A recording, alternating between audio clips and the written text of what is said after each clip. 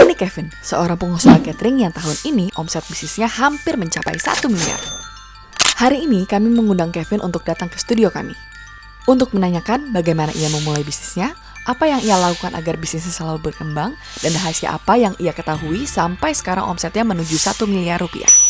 Retention rate customer kita tuh udah di atas 80% ya, dari tahun 2020. Dan gokilnya, ia mencapai semua itu hanya dengan berbekal ijazah SMA. Yes, betul, dia nggak S1 ataupun sekolah bisnis. Memang awalnya Kevin selalu tertarik dengan dunia entrepreneurship. Tapi ternyata ada satu alasan yang tak terduga yang membuat Kevin terpaksa harus sukses dalam mengembangkan bisnisnya. Pandemi membunuh semua flow of income keluarganya Kevin. Sementara dengan background pendidikannya hanya lulusan SMA, ia memiliki keterbatasan dalam memilih pekerjaan. Di sini, Kevin punya dua pilihan, yaitu untuk meneruskan studi dengan harapan bisa dapat pekerjaan dengan gaji yang lebih layak, atau membantu ibunya mengembangkan bisnis walaupun tanpa dibekali pengalaman atau pendidikan bisnis. Akhirnya, di umurnya yang masih 22 tahun saat itu, ia menyusun tekad untuk mengembangkan bisnisnya dengan modal seminimal mungkin. Dan sekarang, dia sangat mencintai pekerjaan yang ia bangun sendiri. Di video kali ini, Kevin akan sharing tentang mindset yang ia miliki untuk mengembangkan bisnisnya, bagaimana ia bisa konsisten walaupun memiliki banyak keraguan di awal, dan cerita pengembangan bisnisnya agar bisa mencapai omset 1 miliar. Gue yakin setiap orang punya core di diri dia yang bisa dilakuin. Jadi nggak mungkin Tuhan ngasih lu nggak punya apa-apa. Itu nggak mungkin. Welcome to Money Talks, because Money Talks, and we're here to talk about money. That's amazing. So more power to you, bro. Thank you. Nice to have you here. Thank you, man. Thank you for having me. Ya, so pertanyaan gue adalah kayak, kenapa jadi entrepreneur? Jawaban simpelnya karena nggak punya pilihan. Karena gak punya pilihan, karena kepepet. Yes. Cool, man. Karena nggak punya pilihan. Karena basically gue nggak S1. Jadi so it's cukup sulit pada saat itu untuk melamar kerja, apalagi ketika pandemi ya, setiap orang di lay off. Sulit untuk bisa mendapatkan jenjang karir yang hebat banget. Apalagi di Indo ya. Yes. Sebenarnya kalau kita ngomongin kayak, jujur nih, kita mau achieve 100 juta sebulan aja kayak susah banget gitu di Indo. Itu kayak gak realistik gitu loh. Dan pathway-nya realistiknya cuma entrepreneurship kali ya bro. Iya. Betul. Dan lu pribadi sebenarnya kalau untuk entrepreneurship gua rasa lu in banget. Karena gua gak tau first account lu, second account lu literally itu ada tulisan pengusaha ya. Yeah. Jadi emang lu selalu pingin ya? Iya, true. Dari kecil dari SMP sempat berpikir bahwa yang ada gue pikiran gue nggak pernah berpikir gue pengen 9 to 5 dari kecil ya, dari SMP. Yang ada pikiran gue adalah gue pengen bikin sesuatu, gue pengen berkarya sesuatu, apa yang pengen gue jual ya. That's it. Kenapa? I don't know. Kayak nature mungkin ya. Gue nggak tahu apa itu yang diajarkan oleh bokap gue, atau mungkin itu yang gue lihat setiap hari. Apalagi ketika gue ketika gue masa SMP itu kan zamannya YouTube ya, YouTube awal-awal. Jadi yang gue liatin bikin karya di YouTube. So ya. Dan in terms of entrepreneurship, kenapa lu memilih kayak F&B, catering dulu gitu? Ini kita realistik aja nih. Ya, oke. Kenapa? Karena pertama gue suka makan. Gue suka banget makan, Pak. Terus abis itu gue merasa F&B itu adalah suatu hal yang gue suka banget jalanin. Even ada naik turunnya ya dalam F&B. Tapi itu hal yang paling gue suka jalanin dan gue suka lakuin. Dan F&B kan salah satu industri yang intensif ya. Sangat. Maksudnya kayak ngurusin karyawannya, perbahan bakuannya, operasionalnya, betul. You name it, pasti itu nggak mudah. Dan lu di sini, gua rasa bisa konsisten untuk nyampe ke milestone seperti ini. Dan yang pasti kayak ya itu nggak mudah gitu.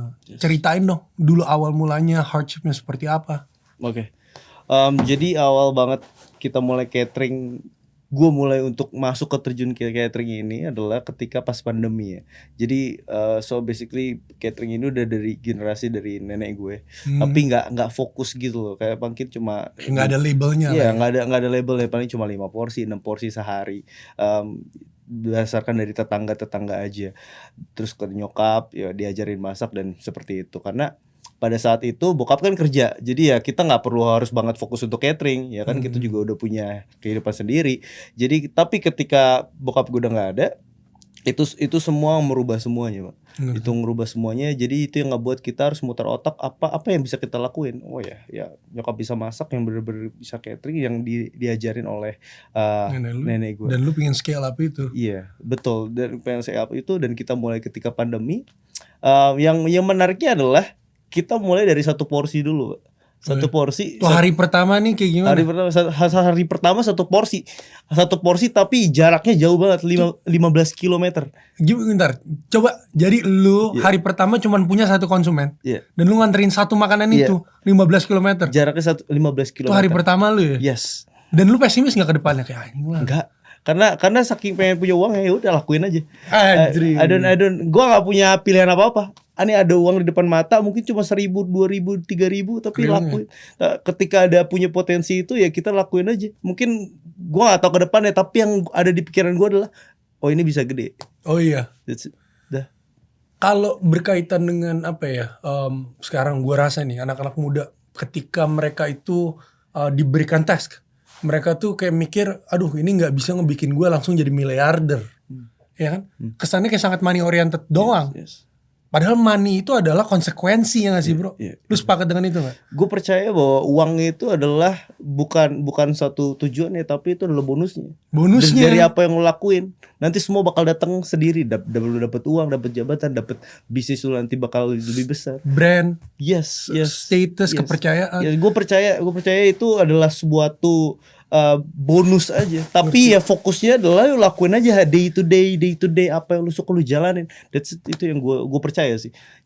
Ini yang gue pengen tanya nih. Ini menurut gue cool banget lu ngangkat itu.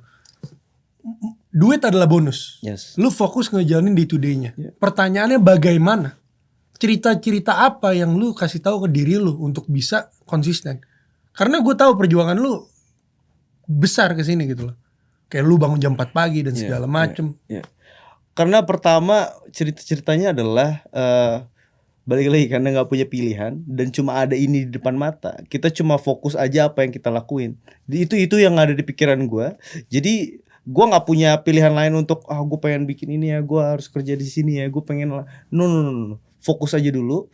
Nanti bakal ketemu jalan. Yang penting punya visinya. Orang tuh yang salah, jalanin bisnis, gue pengen bisnis, tapi dia punya visi nggak? Dia punya visi nggak 3 tahun lagi bakal berapa omsetnya, 3 tahun lagi ada berapa customer yang bakal datang untuk balik untuk beli lagi. Punya nggak visinya?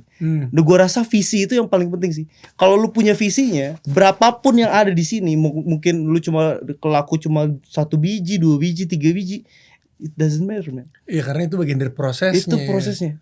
Exactly, itu keren sih. Dan pasti lu udah ngalamin hardship yang sulit gitu, naik turun. Untuk lu sendiri yang paling susah untuk konsisten tuh kayak gimana? Kenapa susah untuk konsisten? Yang paling susah dari anak muda untuk konsisten tuh pasti ya pertama sosial media yang ngebuat narik kita ya sih, menurut gue. Yang kedua mungkin lingkungan. Lingkungan yang benar-benar ya mungkin nggak semua orang tahu atau nggak semua orang percaya bahwa entrepreneur itu adalah suatu perjalanan. Orang ngiranya aduh gagal sekali 2 kali, udahlah kita kerja lagi deh. Gimana harus langsung 1 miliar bulan depan? It's bullshit, man. Susah. Gak mungkin orang yang hebat aja tuh dia butuh bertahun-tahun berproses. Gak mungkin bisa lu bisa satu tahun. Tapi kalau dari lu sendiri, lu sepakat nggak kalau misalnya kita nih sebenarnya banyak bisikan dari diri sendiri yang negatif terhadap usaha-usaha upaya yang nggak ada menjamin ujungnya itu seperti apa. Pasti lu juga punya bisikan-bisikan dari diri lu sendiri yang negatif. Itu bagaimana lu menanggulanginya? Tentu kalau misalnya kita dalam diri kita, namanya juga manusia, pasti ada pesimis ya bro. Pasti pesimis, pasti berpikir bahwa anjing bisnis kita bisa gak ya. Tapi yang paling gue highlight adalah gue selalu mendekatkan diri ke Tuhan dulu sih untuk ngelakuin itu. Karena kalau enggak gak akan bisa. Kita sebagai manusia gak akan bisa, Pak. Menurut gue orang yang berusaha atau berentrpreneurship ada orang yang paling dekat sama Tuhan menurut gue. Karena deg-degan setiap hari. Bayar karyawan gak ya bulan ini, gimana ya gajinya. Karena kita adalah penerima gaji yang terakhir kan. Iya benar. Gak mungkin kita dapat dulu terus gaji karyawan gak usah nanti aja. Sabar aja sebulan gak bisa. Itu bukan hal yang benar kan. Benar. Dan itu lu menarik sih lu ngomongin tentang iman ya atau faith sebagai faktor yang mendukung individu untuk bisa stabil di perjalanannya yang tidak pasti itu. Sepakat lu ya di situ ya. Sangat sepakat. Oke, ini pertanyaan sih, ini unik. Lu ada keinginan sebagai entrepreneur datang dari bokap tadi lu sebutin. Betul. Tapi kayak emang sebenarnya hubungan, maksudnya kayak didikan dari bokap lu seperti apa dan relevansi didikan beliau ke lu seperti apa? Ya, jadi gini, bokap gue tuh sebagai wira swasta, jadi bekerja sama orang 9 to 5 kantor. Terus dia pernah bilang ke gue gini, Kevin, dalam hidup itu kerja keras itu nggak cukup. Oh You ya? have to think smart. Shit. Banyak orang kerja jam 5 subuh sampai jam 10 malam, tapi mohon maaf gajinya UMR. Tapi ada juga orang yang kerja jam 5 subuh, jam 7, jam 8 pagi udah selesai tapi gajinya bisa ratusan juta. Kenapa? Apa yang ngebedain? Dia nanya itu ke gua ketika umur gua 10 tahun. Dang. Di situ gue diem. Apa yang ngebedain? Di situ jawaban gua apakah dunia ini nggak adil? No, bukan nggak adil. You have to think smart. Nggak cuma kerja keras itu penting, betul, totally. Tapi you have to think smart. Dan by the way, kalau lu pengen tahu tentang kerja keras, Kevin itu selama berapa 2 tahun, 3 tahun konsisten bangun jam 4 pagi lu. Sampai vertigo, which is bad thing. Jangan lakuin kayak gitu. Tapi ini orang deserve untuk ngomongin tak work hard. Dan dia bilang itu nggak cukup. Nggak cukup. Lu nggak cukup cuma bisa kerja keras. You have to think smart. What is thinking smart? Lu harus tahu apa yang menjadi tujuan lu. Right. Kalau misalnya gue cuma kerja aja tapi balik lagi nggak punya visi, nggak punya tujuan, nggak punya apa yang ingin dicapai, nggak punya desire untuk gue bisa. Bagaimana pemiliki visi itu ngebantu lu mencapainya? Karena banyak orang yang punya visi dan ketakutan sama visi mereka. Akhirnya mereka nggak pernah execute. Karena mereka terlalu kecil dibandingin visi mereka. Tapi di penjelasan lu visi itu menarik lu ke depan. Padahal untuk banyak orang gak seperti itu. Bagaimana bisa nge-setting visi yang cocok? Oke. Biar berani maju ke depan. Gue rasa gue bisa balik lagi ketika gue SMP ya. Ketika gue SMP gue bukan orang yang pinter. Gak ranking sama sekali 1 sampai 10 aja nggak mungkin, bahkan 20 orang nggak mungkin juga gue.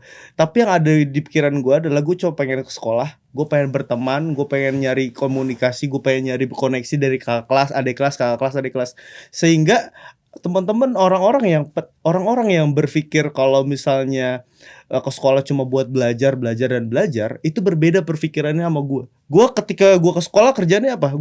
Berteman, main ketemu kakak kelas, kita ngobrol. Kakak kelasnya bikin apa, gue ikut, gue liatin. Kasihkan. Gue kasihkan. Dan dari situ gue merasa bahwa gue tahu kalau lu punya visi, lu nggak bisa ngikutin sistem yang udah ada bahwa pemikiran pendidikan lu bahwa lu misalnya 1 tambah 1 harus 2. Iya. Nggak bisa. Nggak mungkin bisa. Kadang 1 tambah 1 bisa 10, 1 tambah 1 bisa 11. Kalau lu punya diri lu yang satu pengen tahu. Ngerti. Itu visi itu yang ngerti. Dari situ gue merasa gue nggak peduli orang mau ngomong apa. Gue nggak peduli, lu nggak nggak mungkin bisa kerja. Iya, oke, nggak apa-apa. Tapi gue ngelakuin hal yang lain, yang lu nggak mungkin bisa lakuin. Exactly. So, Dan itu keren banget karena apa ya? Yang lu omongin ini sekarang berkaitan dengan sistem konvensional, yang semua orang berusaha ikutin.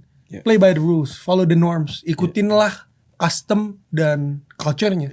Padahal belum tentu ngikutin arusnya itu menentukan ujung-ujungnya kita nyampe ke yang kita inginkan. Iya kan? Benar. Ujung-ujungnya bisa aja lu malah melenceng. Right? I think itu good banget bahwa kita sebagai orang ya bertanggung jawab untuk menentukan visi kita. Itu penting banget. Dan yang menarik lagi adalah lu mendeskripsikan bahwa visi itu mulai dari diri sendiri. Jangan orang lain yang nentuin visi lu. Benar. Iya, itu unik banget sih. Lu kemarin kita kan melakukan podcast discussion. Dan lu ngangkat poinnya adalah dare to start. Beranikanlah dirimu untuk mulai. Ya, gue percaya kalau lu baru mulai, lu mulai aja. Tapi lu bakal tahu nanti outputnya apa. Karena lu nggak bakal tahu ujungnya kalau lu nggak mulai. So itu penting banget menurut gue. Apapun yang pengen kalian kerjain, apapun itu lakuin aja dulu sekecil mungkin. Iya. Tapi yang jangan ngebebanin diri. Kalau ngebebanin diri jadinya capek, jadinya nggak mau. Bener banget. Tapi yang hal simpel yang bisa kita lakuin. Bukan yang harus dipikirin dari branding, dari marketing, dari semuanya. Kalau gue pengen bisnis gue harus melakukan semua. Lu gak akan mulai jadinya. Malah pusing sendiri. Lu akan pusing sendiri. Apalagi kalau gak punya basic ya. Gak punya basic bisnis, gak punya ijazah, gak punya apa-apa. Dan lu cuma ngikutin orang. Lu harus bikinin. Tapi lu gak mulai jadinya. Mulai dari mana? Kalau lu sendiri mulai dari yang terdekat. Yes. Mulai dari yang simple. Yes. Kalau lu yang lu jelaskan hari pertama lu simple memenuhi satu transaksi. Iya. Betul. Dan itulah basis dari semua bisnis adalah transaksi. Iya betul. Iya kan? Jadi apapun proses untuk menyokong dan mensupport itu adalah upaya untuk membanyakan kuantitas transaksi dan value transaksi itu. Itu yang lu sampai sekarang berusaha lakukan. Betul. Nice. Terus juga lu kemarin terlebih dari itu bilang beranikanlah diri untuk menikmati prosesnya. Kalau misalnya balik lagi, kalau misalnya lu suka ngejalanin ya, jalannya memang pasti bakal panjang, Mbak. Tapi rezekinya ternyata juga panjang. Ketika menikmatinya, ketika rezekinya panjang, lu akan menikmati every single day. Right. Jadi menurut gua kalau misalnya lu suka ngelakuin, lu suka ngejalanin, lu pasti bakal menikmati itu. Nih coba gue pindah deh. Karena ini sulit ya untuk banyak orang. Orang banyak di kalangan kita yang gak pernah menyukai yang kita lakukan. Jadi gak tahu rasanya seneng ketika melakukan sesuatu yang bisa berujung ke ratusan juta. Ngerti gak? Mereka kira kerja itu mereka harus benci pekerjaan mereka untuk mendapatkan uang. Ngerti gak sih? Jadi suka dengan pekerjaan yang lo lakukan itu sesuatu yang asing.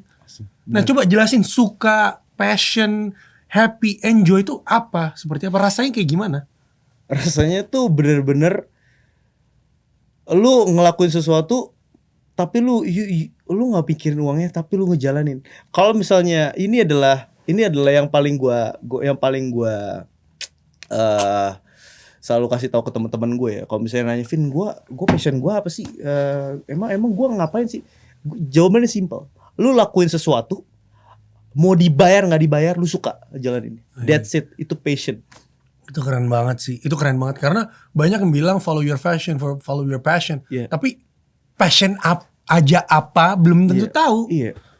Karena kayak jujur ini mungkin gue ya, kalau ini gue boleh cerita. Gue kira gue suka bekerja, ternyata gue gak suka bekerja. Gue sukanya ngobrol. Gue suka ngobrol, gue sukanya cari tahu dari orang. Gue penasaran orangnya, jadi kayak gue bakal nanya-nanya terus. Ujung-ujungnya kan kayaknya posisi gue paling optimis adalah untuk bikin podcast. Iya gak sih? Dan optimasi diri untuk menemukan passion itu menjadi hal yang penting banget. Karena kan ada juga yang antitesis dari itu adalah jangan follow passion lu. Iya kan? Lakuin aja yang lu harus lakuin dulu gitu. Emang perbedaannya antara orang yang follow passionnya atau enjoy prosesnya sama orang yang enggak itu seperti apa, Pak? Kalau dari yang lu rasain? Menurut gue yakin rezeki itu udah pasti ada ya. Mau orang nggak ngerjain passionnya, mau orang ngerjain passionnya, gue yakin rezeki itu pasti ada. Rezeki itu udah rezeki dari Tuhan. Jadi kita nggak mungkin bisa. Oh lu kalau misalnya lu nggak ngerjain passion lu nggak mungkin dapet rezeki lu. Nggak mungkin. Jadi yang bisa membedakannya adalah maratonnya, Pak. Oh tuh jelasin tuh, boleh tuh. Jadi lu bisa ngelakuin itu 5 tahun, 10 tahun, 20 tahun. Kalau lu nggak ngikutin passion lu kan stres, lu kan capek. At the end lu bakal, aduh gue butuh healing, gue butuh healing, gue butuh Netflixan 3 hari, gue butuh ngelakuin hal, gue butuh party. Betul. Gua nggak mau diganggu. Iya benar sih, itu menarik banget sih, bro. Kalau passion berarti lebih justru lu narik terus lu, apalagi gue nggak bisa kalau nggak ngerjain. Gue nggak bisa kalau gue nggak ngelakuin. Malah bisa gila gue kalau nggak kerja. Gue pernah waktu itu kayak libur 2 hari kayak gue ngapain, stres sendiri. Gue jadi stres karena gue nggak tahu gue mau ngapain. Paham nggak? Iya. Dan berkaitan dengan itu ya, kayak pasti kan walaupun kita menjalankan yang kita suka, ada aja hal-hal yang kita nyerempet hal-hal yang nggak nyaman. Pasti, itu udah pasti lah. Mungkin ada waktu tertentu kita juga lagi gak optimal. Dan itu berkaitan dengan gak ngeluh. Konsisten. apa cerita yang lu narasiin ke diri lu sendiri untuk lu bisa menjalankan hari-hari itu dengan lancar? I think lu gak perlu banyak alasan sih. Gimana tuh? Lu gak perlu banyak alasan untuk aduh gue misalnya capek gue lagi. Lu gak perlu banyak alasan, lu lakuin aja. Karena gue punya banyak alasan untuk gak kesini. Gue gak bisa nih kesini. Gue bisa punya banyak alasan untuk gak maju. Gue bisa punya banyak alasan. Ya iyalah gue gak sukses, gue gak kuliah. Ya iyalah gue gak sukses. Bokap gue meninggal sebelum dia bisa kuliahin gue. Gue bisa punya alasan itu tapi gue gak pernah pakai. Ngerti? Gue lakuin aja. Benar. Jadi kayak ada waktu di hidup lu dimana semua tuh nggak ideal dan lu tetap punya pilihan. Iya. Lu mau kalah atau lu mau menang, itu doang. Benar. Dan terkadang untuk menang adalah untuk ya udah nggak usah banyak bacot, kerjain aja. Sepakat lo? Iya. Itu benar banget sih. Dan berkaitan dengan konsisten dan segala macam pasti dong harus punya visi. Iya. Tapi kemarin lu sempat nyebutin Pak, no goal yet no problem. Walaupun nggak tahu nih ujung-ujungnya jadi apa dulu, tapi dijalanin aja dulu. Iya, kalau misalnya itu adalah, jadi kadang kalau misalnya kita punya suatu apapun yang kita kerjain, bisnis, kerjaan, kadang ada hal yang enggak, ini ada tembok nih. Kita nggak bisa, kita nggak tahu apa yang harus dilakuin, betul kan? Kadang ada tembok, ada halangan, ada rintangan. Tapi balik lagi, itu adalah prinsip hidup. Kalau nggak kayak gitu, kalau hidup lu terus lurus aja, lu nggak akan bisa berdevelop sih gua rasa. Gua rasa itu justru kalau misalnya ada no goal atau misalnya kalian punya goal tapi nggak kelihatan, gua rasa itu adalah hal yang harus kalian pikirin bahwa ya udah jalanin aja dulu. Karena gue yakin banget setiap orang di dunia ini pasti banyak masalah. Iya, benar. I agree. Nggak cuma gua, nggak cuma elu, nggak cuma orang-orang, tapi semua ini orang banyak masalah. Jadi ketika lu punya banyak masalah, lu harus percaya bahwa banyak orang juga punya masalah. Jadi ya udah jalanin aja. Mungkin untuk orang-orang yang pasti pernah ngerasain yang lu rasain ya, nggak ada orang lain bisa digantungin. Modal juga nggak banyak, kesempatan opportunities nggak banyak.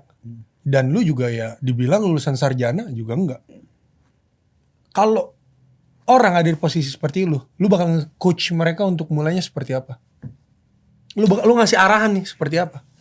Ngelakuin apa yang ada di diri lu dulu. Diri maksudnya apa? Lu bisa ngomong, lakuin jualan. Lu punya temen, lu lakuin jual ke temen. Lu punya sosial media, lu lakuin di sosial media. Even kalau ada kesempatan mentok-mentok dia cuma jadi satpam. Well, gini, setiap orang gue yakin banget punya suatu kehebatan Pak di dirinya. Gue yakin itu. Gue misalnya contoh lu ngerasa diri lu bisa ngomong, lu ngerasa diri lu bisa bicara, berkomunikasi sama orang. Gue yakin setiap orang punya core di diri dia yang bisa dilakuin. Jadi nggak mungkin Tuhan ngasih lu nggak punya apa-apa. Itu nggak mungkin. Jadi pasti ada skill. Jadi pasti ada di diri dia. Lu pasti tahu di diri lu bahwa aku punya skill ini nih, bisa nih. Masa setiap orang nggak ada? Nggak mungkin. Temukan itu dulu. Baru lu lakuin apa yang harus dilakukan. Untuk bisa itu somehow menciptakan penghasilan. Iya. Penting kan maksudnya? Sangat. Faktor penghasilan di sini menjadi prioritas yang penting banget. Mungkin mungkin keluarga nomor 1, itu nomor 2. Sangat penting. Iya. Dan oke, lu advise mereka untuk bisa menemukan sesuatu di diri mereka untuk yang bisa give value to society. Betul. How? Gini. Caranya seperti apa? How?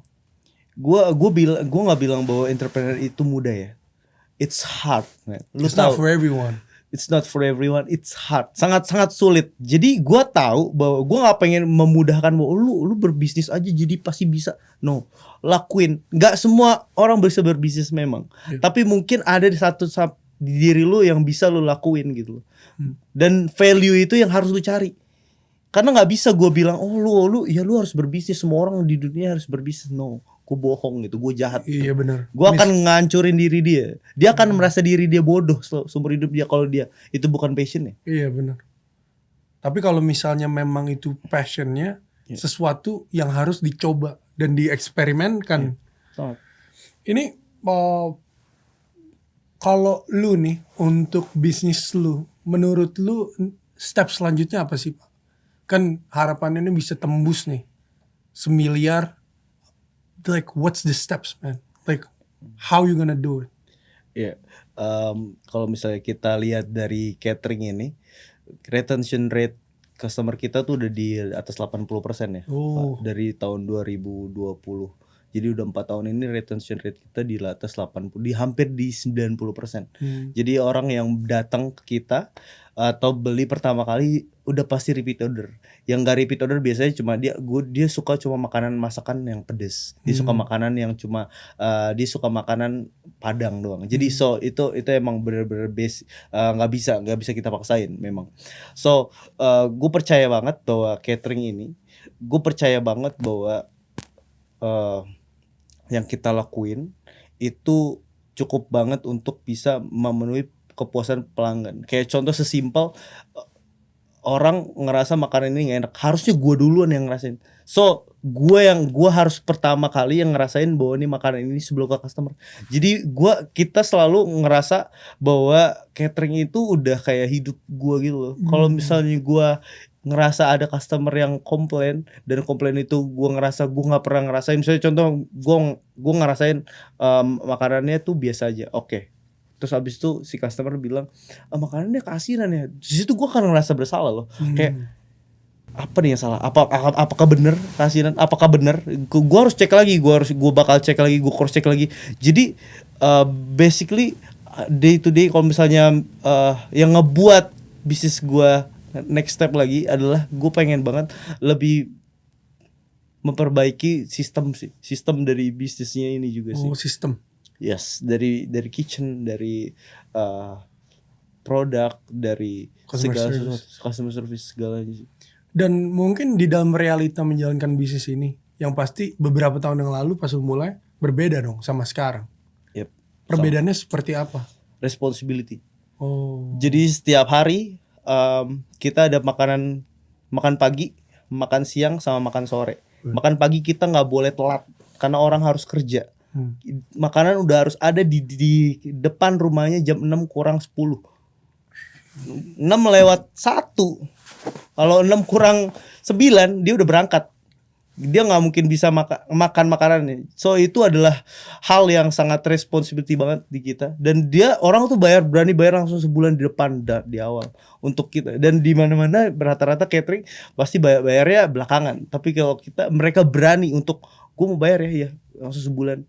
Tapi jam 6 kurang 10 sudah ada. Dan itu yang kita lakuin setiap hari. Itu quality yang lu harus deliver. Sangat. Berkaitan dengan konsisten untuk ngedeliver value dan quality, itu nggak mudah. Yes. Dan itu sesuatu yang cuman bisa datang dari etos kerja yang baik. Dan pertanyaan gue adalah, apa yang lu lakukan untuk melatih diri lu atau karyawan lu, tim lu, untuk make sure mereka bisa sesuai dengan etos kerja yang seperti itu? Yang pasti dia harus tahu dulu value dari catering kita ini sih. Gimana catering ini bisa kebangun, gimana catering ini bisa menghidupi kita ketika pandemi. Gue selalu bilang begitu sih, bahwa ini catering ini yang ada ketika pandemi loh. Setiap orang di lay off, setiap orang nggak punya pekerjaan, setiap orang bingung mau ngapain. Tapi catering ini yang ada loh buat diri lo. Ini bisa hidup loh. Sampai saat ini kita puji Tuhan semuanya udah berjalan dengan normal, dengan baik, orang-orang bisa bekerja lagi dengan baik. Itu adalah satu hal yang nggak bisa dibayar pakai apa-apa. Gue pernah catering ketika tahun 2021 lagi pandeminya, customer gue COVID. Dia COVID, jadi dia pesan catering di kita. So jadi kita akan taruh di depan rumahnya, jadi dia bakal ambil sendiri. Jadi kita nggak ketemu. No apa sih itu namanya, no contact gitu ya? ya? No contact. Tapi yang gue tahu ternyata dia juga sakit cancer. Jadi dia sakit cancer dan dia COVID. So di situ gue ngerasa, wow, this is big responsibility. Dan dia percaya ke kita gitu. Di situ itu yang ngebuat gue, wow, catering ini bukan cuma sekedar bisnis. Ngerti. Ini hidup. Jadi dan itu harus disampaikan ke semua orang yang ada di bisnis ini, yang di catering ini. Business staff, service juga kali semua ya. staff kita. Dan di situ bayangin kita ada kali 3 bulan sampai 4 bulan kita ngirimin di itu terus. Kita ngirim terus sometimes kita kasih surat cepat sembuh, semangat Kak. So ya itu yang ngebuat kita merasa bahwa catering ini lebih dari sekedar bisnis. Gokil ya. Maksudnya kalau orang mikir bahwa consumer centrism itu cuman bisa diaplikasikan ke startup besar seperti Amazon, kan itu consumer centrism kan konsepnya Jeff Bezos, gue gak tahu dia belajar dari mana ya. Tetapi aplikasinya di bisnis catering ternyata juga sama dan real. Karena itu berdampak secara langsung terhadap ya orang, kesehatan orang, mood orang, dan yang lain-lainnya gitu. Jadi take it to heart, ini bukan cuma sesimpel ngejar duit doang, malahan lu bilang kan duit adalah bonus. Iya, bonus sih. Dari proses yang dilakukan dengan baik. So that's cool and amazing. Ini gue sekarang pengen nanya berkaitan dengan what if nih, man. Kalau lu mulai dari awal lagi, apa wisdom, kebijaksanaan atau kalimat sakti yang lu bakal ajarin ke Kevin 5 tahun yang lalu? Itu kayak gue kalau 5 tahun yang lalu, gue ngomong 5 tahun yang lalu diri gue pas memulai bisnis ini adalah harusnya lu mulai ini dari 10 tahun yang lalu gitu. Lu harusnya mulai ini. Kenapa lu baru mulai di 2020 gitu? Itu yang bakal gue sampein sih. Lu harusnya mulai lebih awal. Karena lu bisa lebih gagal dari awal, lu biar orang tuh takut gagal. Orang tuh pengen fail fast, tapi kenapa nggak fail long? Fail fast ya udah fail fast, tapi mungkin sukses juga cuma fast, cepat. Tapi kalau fail long, Elon Musk berapa kali gagal untuk bisa bikin Tesla bertahun-tahun, nggak cuma sebulan 2 bulan, tapi impactnya jadi sekarang semua di Cina semua pakai electric car. Itu adalah lu orang tuh takut fail long orang, tapi orang tuh ngincernya tuh nggak apa-apa fail fast. Gue nggak mau fail fast, gue mau fail long. Nggak apa-apa gue fail long, nggak apa-apa gue gagal terus-terusan, nggak apa-apa. Tapi gue tahu tujuan gue. Balik lagi kalau misalnya, makanya ini entrepreneurship bukan untuk semua orang. Siapa yang mau fail long sebenarnya? Siapa yang gue pengen dapet duit, orang-orang pasti gitu kan. Dan tapi itu fakta, itu realistis, dan gue nggak menyalahkan itu. Gue tahu itu. Tadi berkaitan dengan kebijaksanaan. Kalau skill yang lu sekarang miliki, yang lu harap nih gue kasih lu skill ke lu, untuk lu yang baru mau mulai, apa? Skill yang pengen banget gue lakuin adalah bisa ngomong dan bahasa sih. Communication. Jadi gini, di Indonesia uang yang beredar itu 40% dari PDB, Pak. 40% dari PDB, nggak nyampe 50%. Kalau kita lihat dari Shanghai, Amerika, Eropa, itu dia bisa 150 sampai 250% yang beredar dari PDB-nya. Jadi artinya kalau di Indonesia kita punya duit yang terbatas, mau jungkir balik, mau nggak tidur 3 minggu, kita akan tetap kalah sama orang yang punya uang dari luar. Artinya apa? Artinya lu harus bisa belajar bahasa apapun asing.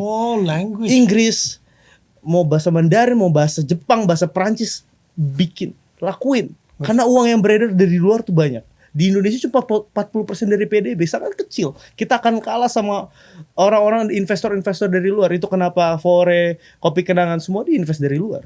Iya kan? Dan itu kenapa jadi besar kan? Yes, benar. Iya kan? Benar banget. So ya itu adalah hal yang pengen gue pelajarin. Itu insight yang bagus banget. Gue agree banget sama Kevin di sini. Terlebih dari skill communication, tetapi yang Kevin maksud adalah language. Karena language ini bisa ngebikin kita berdialog sama orang-orang yang ketika kita yakinin bukan cuma duitnya lebih banyak, tapi value dari duit itu juga lebih banyak. Betul. Dan itulah kalau misalnya kita pingin jadi orang-orang yang kita pingin jadi miliarder, kita pingin jadi triliuner, ya kita harus align diri kita dengan the flow of money. Jangan malu-malu, jangan mikir 2 kali tentang itu, gak usah merasa bersalah tentang itu. Let's do that. Oke, pertanyaan gue terakhir buat lo. Setiap orang pasti punya role model. Role modelnya Elon Musk lah, role modelnya Jordan Peterson lah, role modelnya Ahmad Al-Katiri lah, by the way, shout out untuk Hype Fest ya. Keren banget Hype Fest by the way. But pasti orang juga ada anti role modelnya. Dan ini lumayan kontroversial ya. Tapi kayak anti role model, counter role model adalah apapun yang lu gak mau menjadi dan lu gak mau anak-anak lu juga jadi kayak gitu. Kita anggap aja itu masih ke kategori orang-orang sampah. Gitu. Kayak archetype kategori orang sampah lu tuh sebenarnya bisa dideskripsikan dengan kalimat-kalimat seperti apa? Gue ngerasa kontrol model yang gue nggak mau banget adalah orang yang banyak alasan sih. Yang hari ini, oh iya gue nggak bisa, oh ya hari ini gue, iyalah, gue nggak bisa, gue nggak ada modal hari ini gimana? Terus diem ngelakuin, nggak ngapa-ngapain. Terus besok dia ngelakuin, terus dia ngomong lagi, iyalah gue nggak bisa. Terus dan dia besok bilang besok. Dia kemarin dia bilang besok. Kemarin dia bilang besok dan terus seterusnya. Jadi hal itu yang nggak akan bikin orang maju sih. Apapun pekerjaan kalian, mau kalian mau atlet, mau kalian pemusik, mau kalian pebisnis, apapun itu kalau kalian nggak mulai, kalau kalian cuma pikir banyak alasan, lu cuma diam di tempat. God damn. Yeah, I guess gue rasa sih itu udah cukup menggarisbesarkan ya tujuan dari podcast ini. Here is Kevin Ignatius. Thank you for Thank you for being here. Thank you so much, man. Okay.